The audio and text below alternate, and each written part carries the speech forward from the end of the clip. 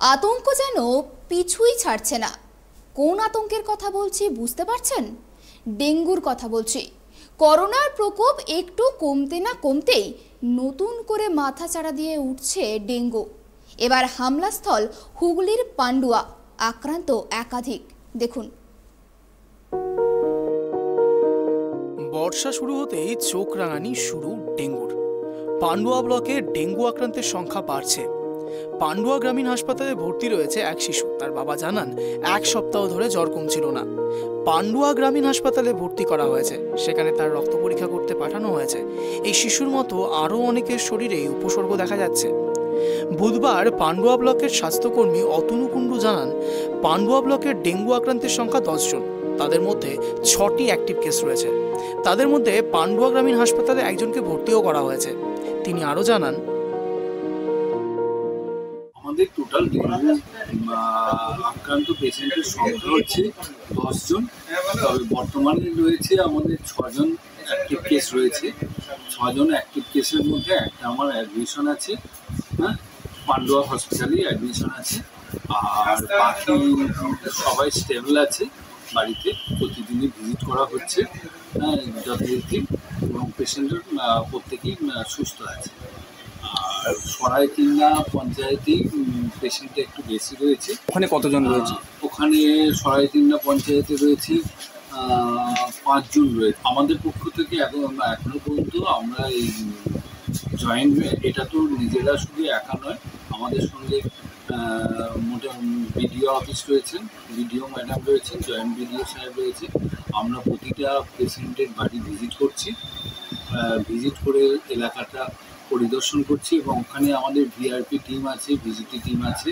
তারা কিভাবে কাজ করছে না করছে, নালী নর্দমায় মশার লার্ভা কীভাবে রয়েছে, এবং ঠিকমতো স্প্রে হচ্ছে কিনা, হ্যাঁ, স্প্রে করানোর ব্যবস্থা হচ্ছে, সব স্প্রে করানোর ব্যবস্থা কেন, স্প্রে চলছে, হ্যাঁ, এবং মানুষকে সচেতন করা হচ্ছে। গতকাল পীরপুকুরে, আগামীকাল পীরপুকুরে একটা এই নিয়ে ডেঙ্গু সভাও রাখা হয়েছে, এবং এতে বিডিও ম্যাডাম নিজে উপস্থিত থাকবে, হ্যাঁ, গ্রামবাসীকে একটা সচেতনতামূলক অ্যাওয়ারনেস প্রোগ্রাম করা হবে।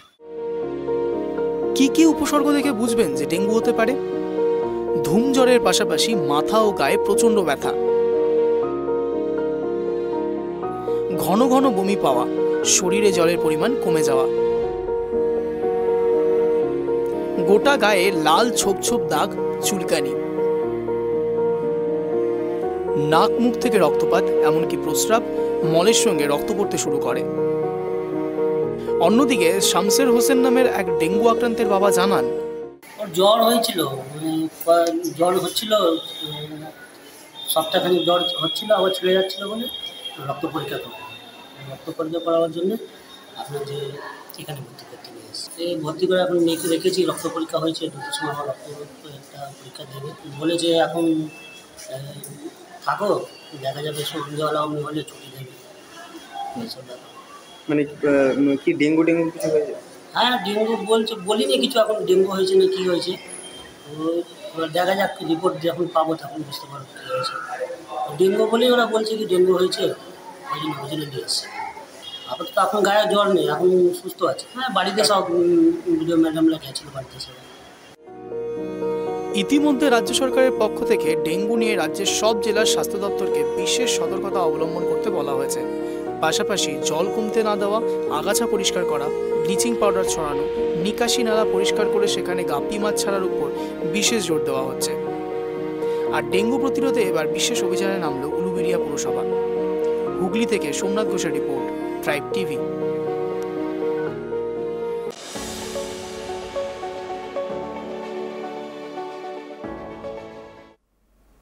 এই বিষয়ে জেলা মুখ্য স্বাস্থ্য আধিকারিক রমা ভূঁইয়ার সঙ্গে কথা বলেছেন আমাদের প্রতিনিধি। কি বলেছেন শুনে নিই। আমাদের হুগলি জেলায় ডেঙ্গি অবস্থা কিরকম? দেখুন, খুব বেশি তো বলা যাবে না, কিন্তু আবার খুব কমও বলা যাবে না। মানে কিছু কিছু জায়গাতে তো ডেঙ্গু পুরো জেলা জুড়েই পাওয়া যাচ্ছে, এখানে ওখানে। আর এটা তো ট্রান্সমিশন সিজন, তো জুলাই থেকে নভেম্বরটাই আমরা বলি যে ডেঙ্গুটা প্রকোপটা একটু বাড়ে। তো সেক্ষেত্রে আর বৃষ্টিটা যেহেতু হচ্ছে আবার বন্ধ হয়ে যাচ্ছে, মানে লার্ভা গুলো থেকে যাচ্ছে। তো ডেঙ্গু কেস নেই তা না, প্রত্যেকটা জায়গাতেই হচ্ছে। আমাদের মেন এখন টার্গেট হচ্ছে যেমন এতে ওরা করছে পঞ্চায়েত থেকে, বিডিও তরফ থেকে যেটা করছে, ওরা ওই সোর্স রিডাকশন করছে লার্ভা মারার জন্য, যেটা করার বিভিন্ন উপায়ে।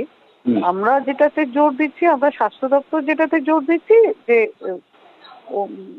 যাতে আমরা ইমিডিয়েটলি মানে খুব আর্লি ডিটেকশন করতে পারি, আর তার ট্রিটমেন্টে যাতে কোথাও গ্যাপ না থাকে। সেটা প্রাইভেটেও হতে পারে, মানে প্রাইভেট নার্সিং হোমগুলোতেও যদি ভর্তি হয় সেখানেও মনিটর করছি। আর এখনো পর্যন্ত মৃত্যুর হার মোটামুটি এখনো তো রিপোর্টেড ডেট তো নেই আমাদের। আচ্ছা, উত্তরপাড়ায় 2 জন শুনেছিলাম।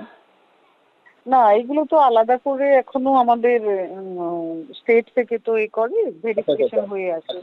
হ্যাঁ, ভেরিফিকেশন যতক্ষণ না হবে ততক্ষণ আমরা বলতে পারবো। মোটামুটি মানে সংখ্যা কত, মানে আক্রান্তের সংখ্যা বলা যাবে? আক্রান্তের সংখ্যা 200 পেরিয়ে গেছে জেলায়।